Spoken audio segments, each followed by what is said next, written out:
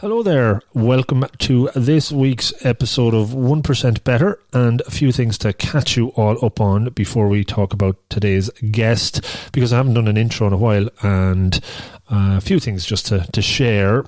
So did you check out last week's episode with James Moffat on Ikigai and storytelling? Ikigai is around purpose, and storytelling is what he's very good at. He's put together interactive storytelling processes or frameworks for kids and for business. Well worth a listen. James has a pretty good storytelling voice as well, so check that out. That was last week. Today, this morning, before I did this intro, I had an interview with a gentleman on the West Coast, Ray Ortega, podcast helper on Twitter. He's been doing podcasting and audio and video work for 15 plus years in a professional capacity. And while the episode talked a lot about podcasting and the origins and the work he does and other areas within the podcasting world, it was very much also focused about how he works, how he executes on his plans, creativity, control, freedom, and all of those sort of topics mixed in. Very enjoyable. Left a huge amount of other stuff to catch up with Ray on in the future. I will share that one over the Christmas, probably into the new year. I'll also put out an episode around the books I read this year, the top 8 or 10 maybe, like last year. That one I did last year for 2018 books I read was very well received. I'll put all the books on the website if they're not already there. Read a passage or two out, maybe share a couple of insights, and hopefully you'll get something out of that. So a couple of those coming up, a few other interviews done, and we'll release more episodes than normal over the holiday period, all going well, with a bit more free time on the hands, and nice to share them out because maybe Christmas is a good time, a bit of downtime. You might listen to more podcasts when you're out running with your new runners, or your new Fitbit that you want to track and things like that you get over Christmas, perhaps. Okay, feedback is always good, and I always ask for it, but don't always get it. That's okay. You might get 1 or 2% of your listeners that give it. I got a nice email just today from a lady called Breffney. Breffney, thanks for sending it in. Great to hear you enjoy the podcasts. I mentioned running. You do a lot of running, and podcasting is brilliant to listen to on long runs for sure. So thanks for listening into 1% Better. You even mentioned the 864, which is still happening, but maybe not as frequent. I have a few of those lined up as well.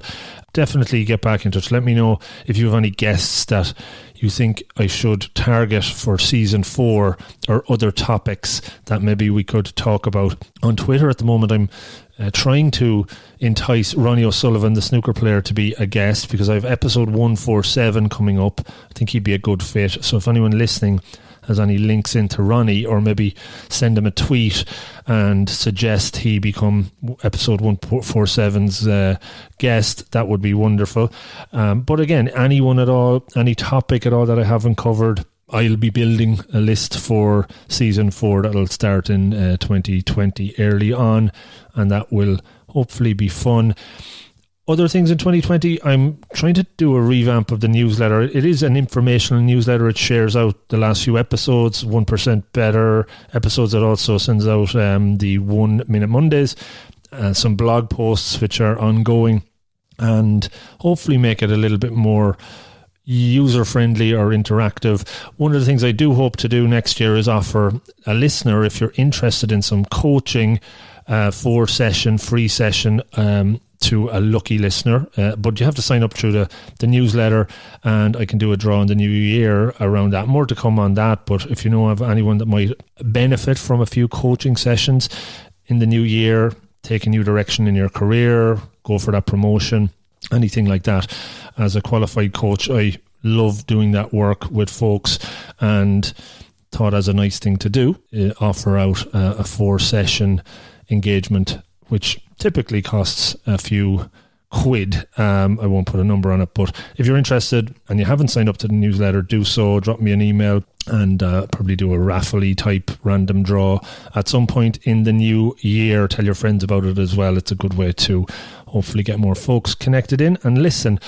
Okay, so that's a good ramble, 5 minutes there. Today's guest, this week's episode, is with a lady called Maysoon Zayid. She is an inspirational character and somebody that was brought to my attention through a contact in the US. When I dug a bit more into her story, I was like, get this lady on the show if possible. I didn't think I'd be able to attract her, but she was kind enough to do it. She says she doesn't do many podcasts. She's a comedian, but she's also a cerebral palsy sufferer, has that disability practically from birth. And she's from Palestine originally, and she lives in New Jersey. She said there's a lot of things going on in that, but she faces her challenges head on. She was an expert tap dancer even with the disability, and she's really working on trying to destigmatize disabilities in general. She's got a book out at the moment called Finding Another Dream, which we talk about, a TED Talk which has been viewed millions of times. She's worked with Adam Sandler on the movie Don't Mess with the Zohan, and she has funny stories to tell about that. So I hope you enjoy listening to this one with Maysoon. I enjoyed chatting with her. She was a bit fluish at the time, so again, even more generous with her time, even when she's not feeling so well. So thanks for that, and I think we'll talk again in the new year. That's it. Enjoy the episode with Maysoon Zayid. Good luck.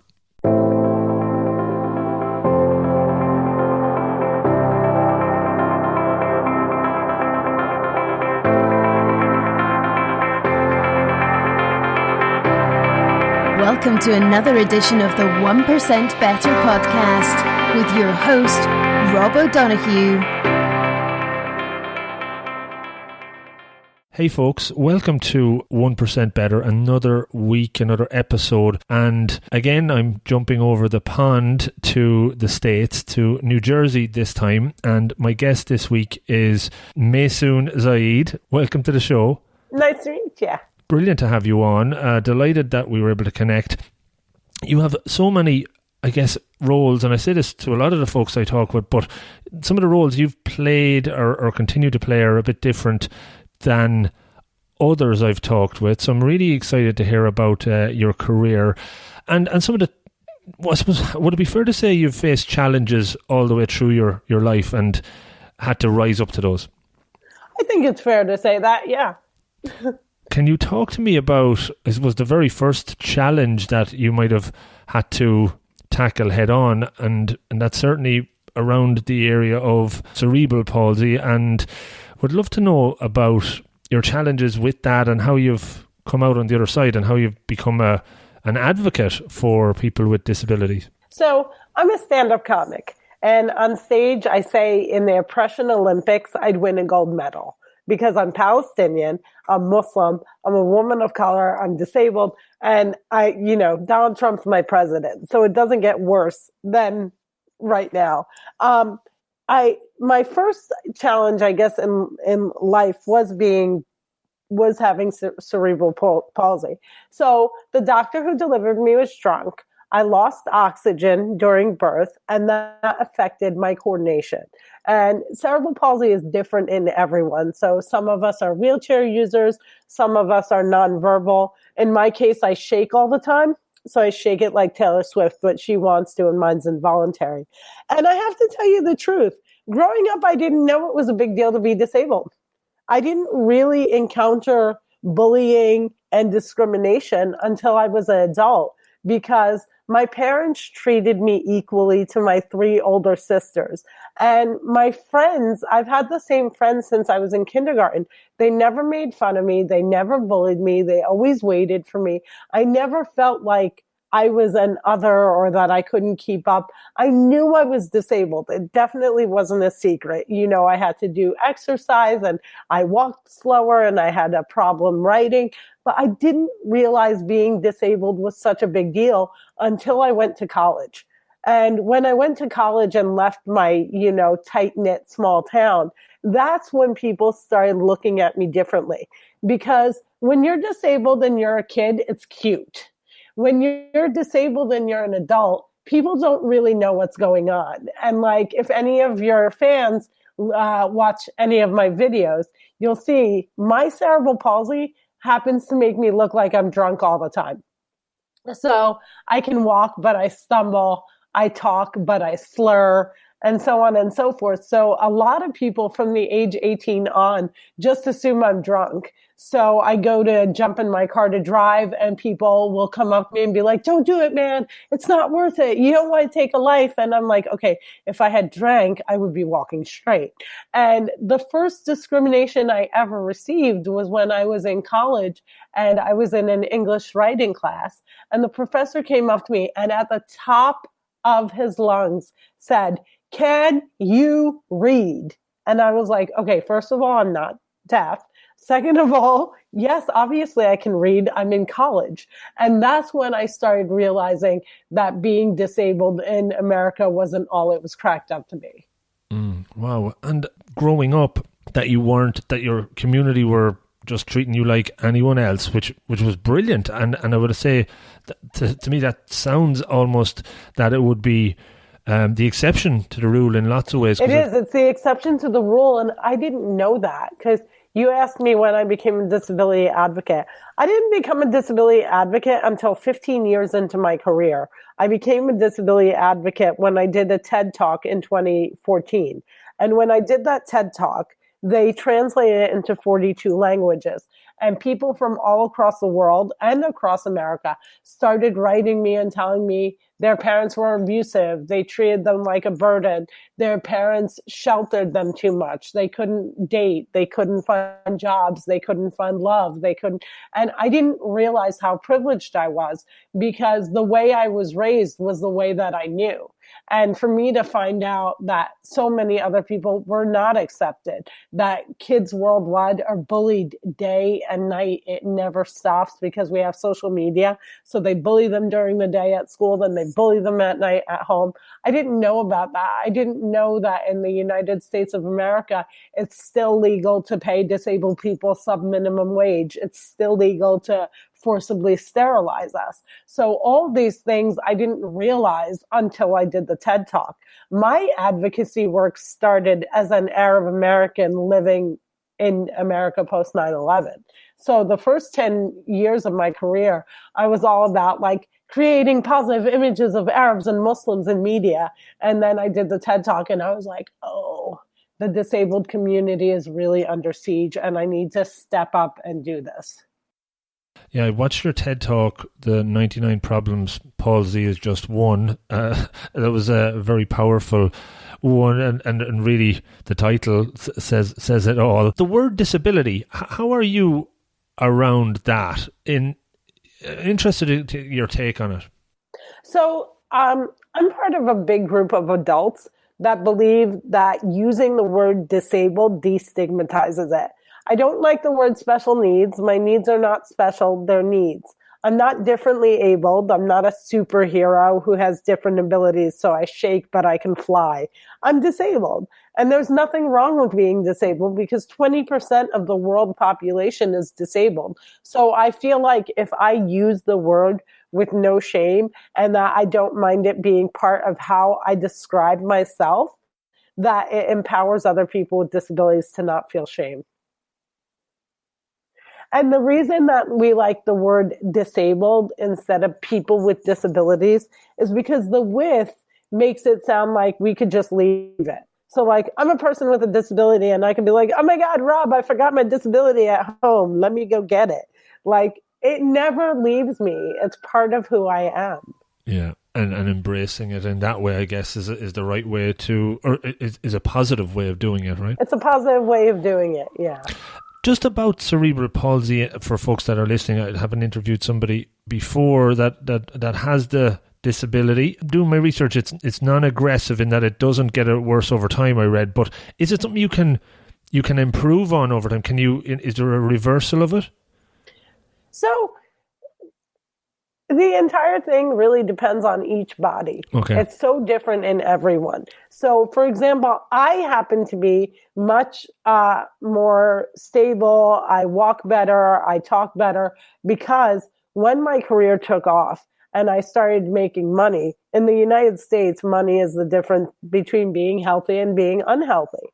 So when I started, making money, I got a yoga instructor that comes to me every day. I got a vocal coach that helped me enunciate so that I could do media and be easier to hear. Just so our listeners know, I have a horrible, horrible cold right now, which is why I sound kind of stuffy. But I have improved immensely because I've been able to pay people to help me improve. In general, people do get progressively worse because the older you get, the more your body breaks down. So if you already have a pre-existing physical condition, as you age and get arthritis and your knees start to wear out, of course it's going to be worse than it was before. But no, it's not something that'll kill you. Very good. And it sounds like, from, again, reading and listening to your TED Talk about yoga and getting all these extra, I suppose, assistance, it's made you probably even more determined to keep pushing forward. Talk to me about dancing school and tap dancing on Broadway, and how that, I suppose, challenge turned into effectively work or a career. Yeah. So my parents couldn't afford physical therapy, so they sent me a tap class. And I basically really learned like balance and walking in tap shoes, which are like very heavy shoes and kind of help you be grounded, honestly. But like I can walk in heels because I learned how to dance in heels. And I think that tap dancing changed my entire life because not only did it help me tackle my disability, but I was performing on stages since I was 5 years old. So I believe that I became a performer as an adult because I loved dancing so much as a kid. And, you know, I don't have any stage fright. I never get nervous. I love being on stage.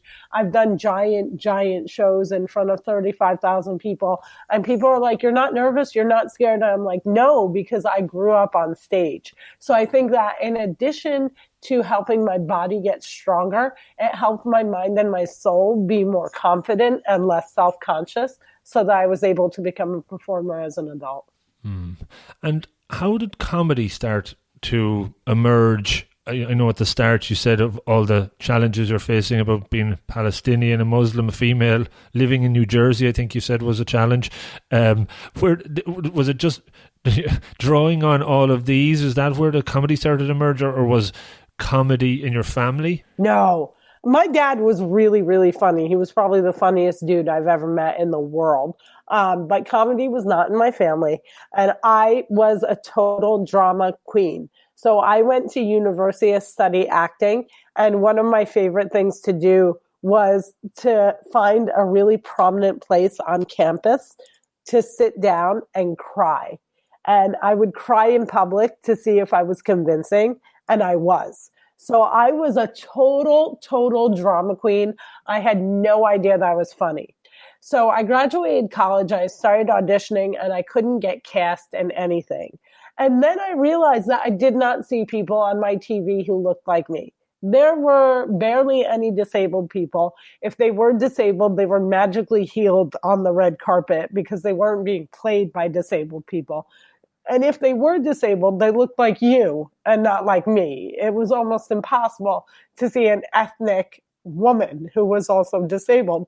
Where I did see myself was in the world of stand-up comedy. I feel like stand-up comedy is the home of the rejects. It's the place where people who are not beautiful, who are not skinny, who are not, perfect, can really thrive. And I saw myself in stand-up comedy because I saw comedians like Richard Pryor. Richard Pryor later in his career became severely disabled. And so I was like, oh, well, if he can do comedy and he's disabled, then so can I. So I signed up for a comedy class. I had no idea what I was getting into. And apparently I had a natural talent because I guess they say that if you can act comedy, then you can do anything. And when I took my first comedy class, it was really easy for me to come up with jokes. I had really good stage presence. And by my third show, I was a paid comic. So it was the comedy class that taught me how to do comedy, but there was definitely an inherent talent. So that's how I became a comedian, but I really didn't know I was funny until that first night in class. Now I teach comedy at my alma mater, Arizona State University. And I'll tell you, it can be taught. You don't have to be born with it. It can be taught. At the same time, some people will never be funny. Even though it can be taught, some people will never be funny. That's fascinating. I've interviewed a few comedians on the show as well, and I'm always interested in their process and how they come up with material. Guessing from talking to you already, you have a lot of material that just probably comes at you left, right and centre, and you can make it funny. How has that developed, I suppose, over the years? How have you honed your approach to practicing or putting it together, practicing it, and then bringing it to the stage? So I write comedy every single day. Every single day, I sit down for at least an hour, 2 hours if I have them. I'm a touring stand-up comic, so I fly a lot. So sometimes I use my flight time to do this. But every single day, no matter what, I sit down and I write jokes and I think of jokes. What I don't do is I don't memorize jokes. I don't do my set as if it's a monologue. I like to freestyle. I come up with stuff on the spot. And what I do is I have a bunch of jokes that I know can work, and I call those my staples. And I'll use that as like the beginning, the middle, and the end of my routine. And then everything in between is me just trying new things, me having a conversation with my audience, me trying to keep up with current events. So I like to make sure that my comedy is a conversation, that it's very natural, that it's not a performance, but just, friends having a conversation and you happen to pay me. And when you think about it, and again, you're natural on stage, you have great confidence from what you had said. How have you developed a thick skin, or was that always there if you didn't have a good show, if you bombed? What was the... So I've never bombed, and I'm terrified because every comedian fails at some point, and I haven't failed yet. By the way, I try not to use bomb because I'm Muslim, and that's going to get everyone in trouble. Bad word there, sorry. Yeah, bad word. I mean, you should know this from your people too. So I'll be able to edit that out and put in a different word. I'll just say fail. But I haven't failed yet. And so every single night I go on stage and I have that little trepidation of, is tonight the night I fail? And I teach my students, nobody bats 1,000. But if you can get half of the room to laugh, the other half doesn't matter. The laughing people drown it out. So you're never going to get the whole room to laugh. But I've never had an event where people just stared at me. It hasn't happened yet. My comedy has evolved because I was a total dirtbag when I started out comedy.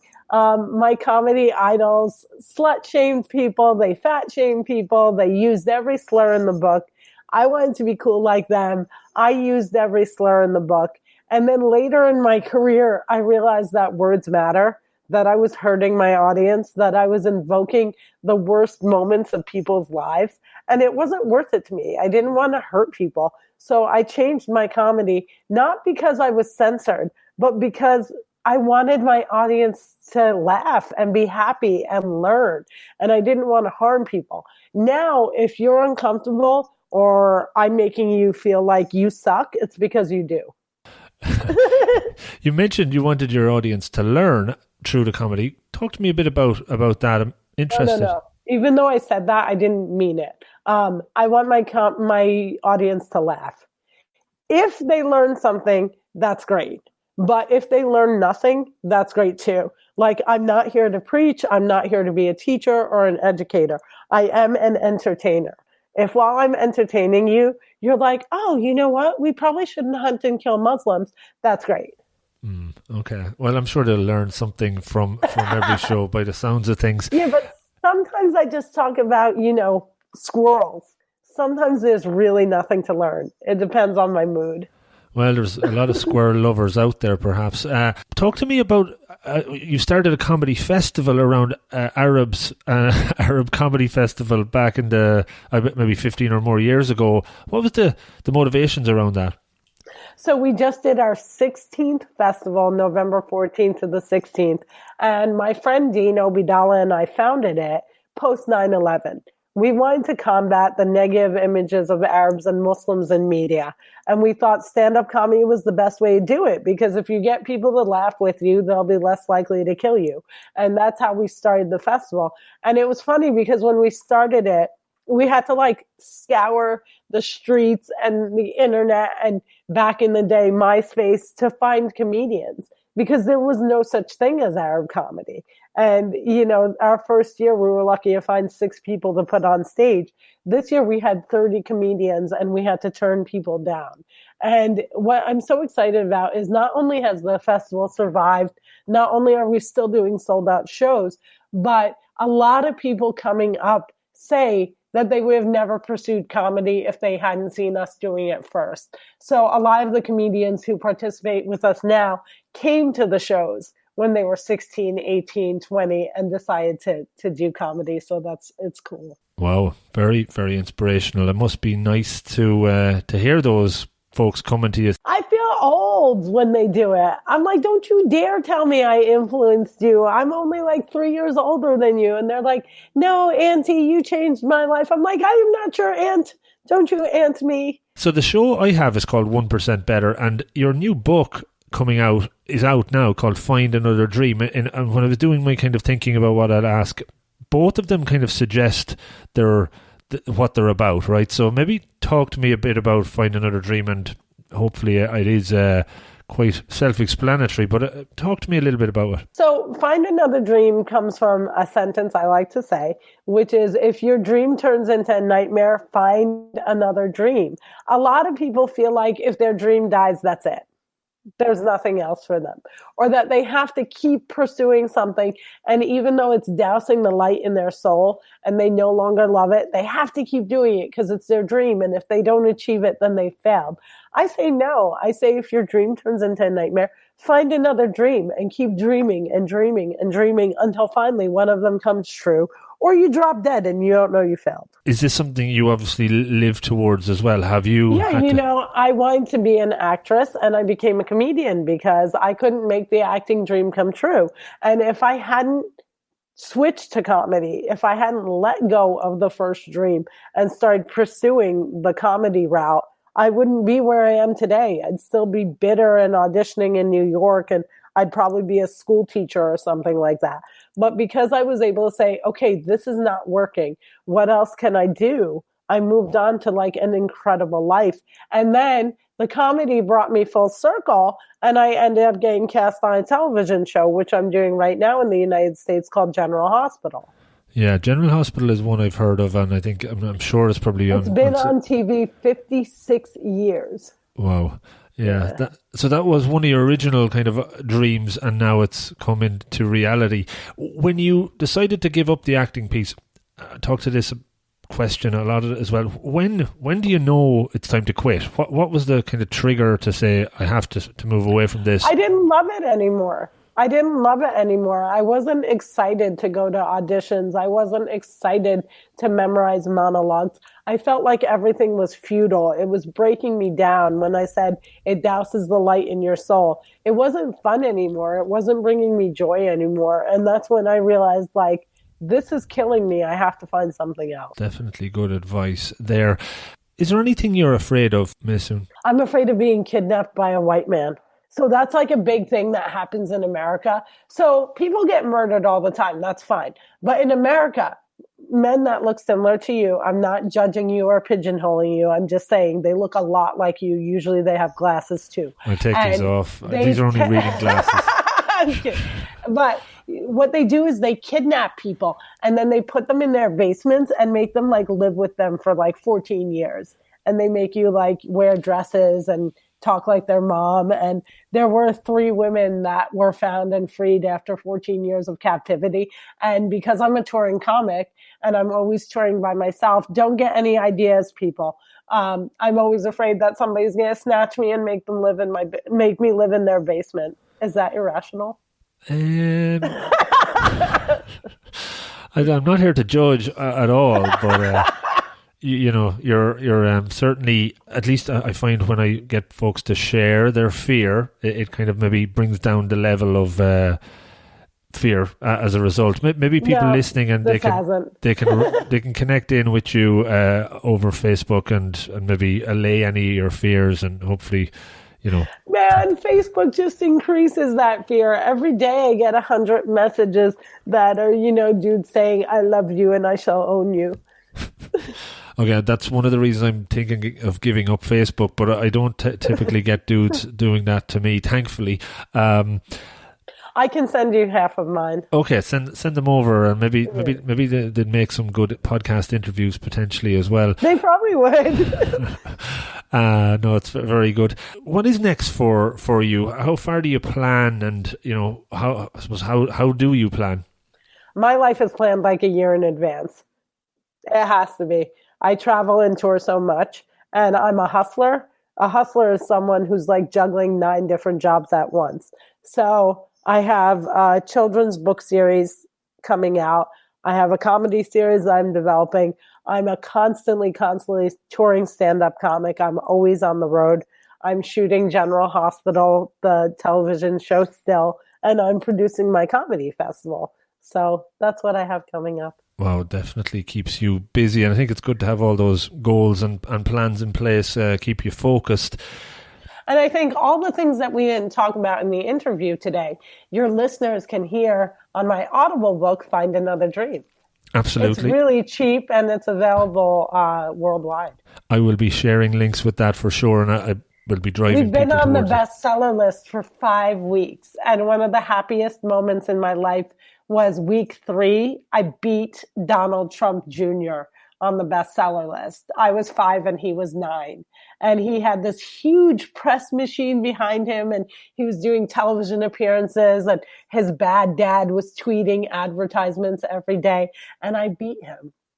Well, that's definitely grounds for celebration straight away. Hopefully people listening go out and purchase the book to keep him below you, if nothing else. Well, they always say never compete against anyone else, just compete against yourself. I say, no, man, compete. Competition is good. It'll drive you forward. Win. Couple of final ones to wrap up, Maysoon. You're obviously inspirational to lots of people from different walks of life. Who inspires you? Oprah Winfrey. I love Oprah Winfrey so much. I think it's incredible to see a woman of color who started with so little become such an icon. I think that the work that she does is work for good. And I clearly emulate her career and her style and her vibe. My dad was really inspirational to me. He was super kind, and he was such a good dad and such a perfect example of what a parent should be. My mom inspires me because I fear her, because failure is not an option. So I'm inspired to always excel so that my mother doesn't nag me about failing. And my cat inspires me because she's really expensive to take care of, and she gets me to hustle so that I can buy her treats. You worked with a lot of amazing people as well. Adam Sandler is one. I believe you had a role in Don't Mess with the Zohan. I didn't get to check that out, but maybe talk to me briefly about how that all came about. It was a comedy dream come true. 5 years into my career, I got cast in a movie called You Don't Mess with the Zohan. I had a really good part. It was a speaking role. And I'll never forget, I walked on set and it was Adam Sandler, Rob Schneider, Chris Rock, Kevin Nealon, Kevin James. It was like comedy heaven. And it was such a privilege to work with like the most talented people in the business. So many of them were Saturday Night Live veterans. I learned so much being on set. But the best part about You Don't Mess with the Zohan is Adam Sandler is actually cool. He's funny in real life without trying. He's humble. He's generous. And he's just like so much fun to work with. And I think like when you know someone who is so affluent, so successful, you expect them to look down their nose at you. And instead, he was just an equal. And it was such a learning experience to say, if I ever get to that level, I'm always going to be like Adam Sandler. Brilliant. Yeah, no, that's really cool to hear. He does come across like a really nice guy, and it's great to hear from somebody that's worked with him to kind of back it up. And I spent a lot of months with him. So, you know, everyone can look like a nice guy for one day. Sure. But if you're a nice guy for 3 months, then you're the real deal. Yeah, brilliant. Look, Maysoon, thanks so much for taking out 30 minutes. I know you're not feeling well, so I really appreciate the time you've given. It was lovely to hear your story. I really enjoyed it. I appreciate your patience so much, because I'm kind of like backwards when it comes to technology. So I don't have Skype. I don't have an iPhone, and you have to add me on Facebook to be able to do this. So I appreciate your patience in making sure I could get on the air with you. And let's do this again someday when I'm not in a flu fog. Absolutely. Have you toured Europe or Ireland yet? I haven't been to Ireland yet. I did a show in Liverpool and looked lovingly at Ireland over the water. I wanted it. I would love to do a show in Ireland because, like I said, as a Palestinian, I've always been interested in your culture. I did shows in Brussels. I did show in Rotterdam and London and France, but I haven't been to Ireland yet. Okay, well, look, we'll make it happen, and next time we can do it. We can meet in person and do a round 2 then. And I've never done Edinburgh because I'm never going to pay to do my own show. Well, a good decision there. I don't think you'd have to pay to do your own one here in Ireland. There's a good number of comedy festivals in Ireland, and it's growing all the time. So, well, anything you think I should look into, send it my way. I will indeed. You're my new Irish agent. I have just kinged you that. Give me 20%, is it, or what's the going 10%. Rate for? It's 10%. Oh, it's 10, is it? Okay, right. I give my agents 10%, my lawyer 5%. All right, well, I'll take 10, no problem whatsoever. Great stuff, Maysoon. Thanks so much. Have a great rest of the day, and I look forward to sharing this, as always, with the listeners. I can't wait to hear it. Thank you so much. Thanks a lot. Goodbye. Good luck. Bye-bye. So this is the outro of the podcast, guys. You got to the end, and that is great. Please hang in here for another couple of minutes. I know most people won't, but maybe there's something here of interest. So check this out. First off, thanks so much for listening to this one, as well as maybe the 100 or so that's gone before it.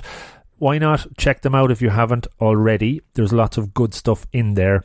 The whole podcasting journey for me has been a huge learning, and I'm trying to help you guys learn and improve as well.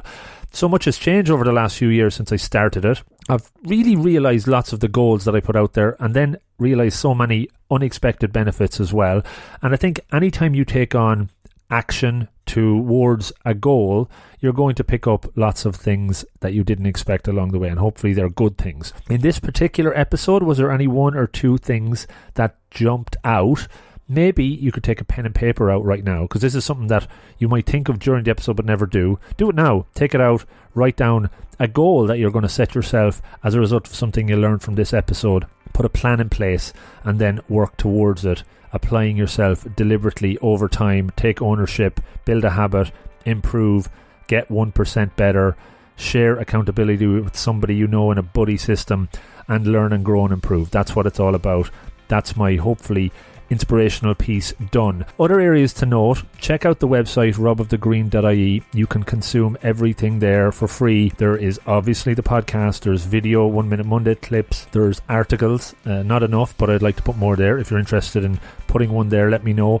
And there's a Get Better app page, which I'm starting to add new content to over time. There's a feedback page if you want to email me, rob@robofthegreen.ie instead. But it's all about trying to engage you and get you to a place of improvement. So I'm open to feedback. As I said, ways you can help me is by following me on the socials. @robofthegreen.ie is the website, or @robofthegreen on all the social platforms. Subscribe to the podcast on any of the apps that you might listen to it on. Talk about it. Tell a friend about it, tell your family members about it, share some of the ideas, not only to your friends, but to me. Is there anything I can improve upon? Sign up to the newsletter, that's there as well. I'm experimenting again with a group called Slack, Rob of the Green on Slack. This is really for a shared accountability environment and sharing ideas. You can sign up to that on the website as well. All of this is obviously all free, but there is also an option where you could subscribe to my Patreon site and make a small donation for the content that we do. It's there. It's totally up to you. Everything that is coming in through that or could come in through that will go into making the podcast better. So, to close, I am always trying to improve and get better. Change is difficult, I know that, but it's all about taking the first step. Learning something, applying yourself, moving forward. You can do this. I've been able to improve, pushing myself outside the comfort zone, learning, and I think if I can do it, so can you. Don't overreach, don't set yourself unrealistic goals. 1% at a time is enough, but it's all about starting, and that will bring you on your pursuit of betterness to a great place. Thanks for sticking to the very end. Talk to you next time and take care. Good luck.